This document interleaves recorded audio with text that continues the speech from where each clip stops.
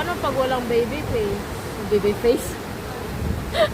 Baby fish. Baby fish.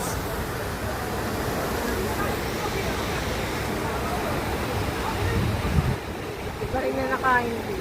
Sabawan mo gagi. Inom may tubig. Sabawan na yung tubig. Nasaan na yung ibon? Ayun. Ayun pa sa taas, natutulog. Nabilaw ka niya.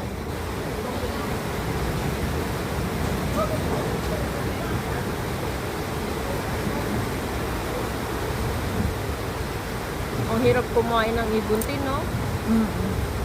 Magangalay muna sila bago makakain. Di pa rin yung malunok-lunok, oh. Ayun na.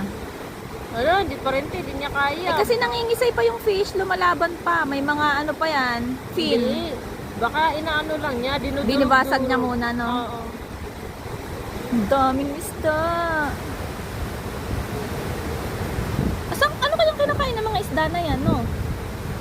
Mga lumot na lang din, no? Oh my gosh, ang dami. Ayun, nakain na niya. Hindi pa rin. Matinip naman kasi yan. Kaya nga may fin pa. Pero malambot yun kasi ano eh, yellow. Yun yung, no?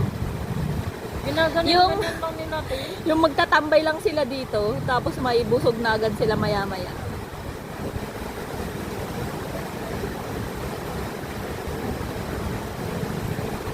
Sinasawsaw din niya pala sa tubig. Baka dinurog-durog pa lang din nila. Nilalamutan. Oo. Nilalamutak.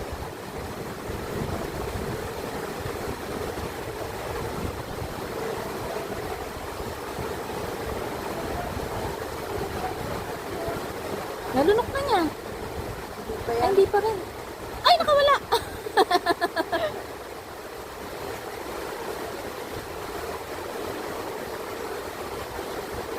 May isa pang ibon sa gitna eh.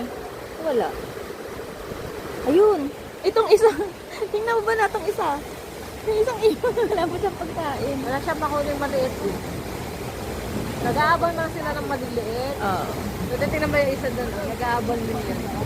Sa laki ba naman ng tilapia? Siguro hirap din silang maghanap din. No? Ano, nalunok din niya. Wala na, nalunok na niya. Busog na siya. Hindi pa yung busog, kaliit lang na niya. Galing nila no, kaya nilang kumain na gano'n. Alam mo ba na, sa Pinas yan, kahit bawal at may lasang, kakainin pa rin nila yan.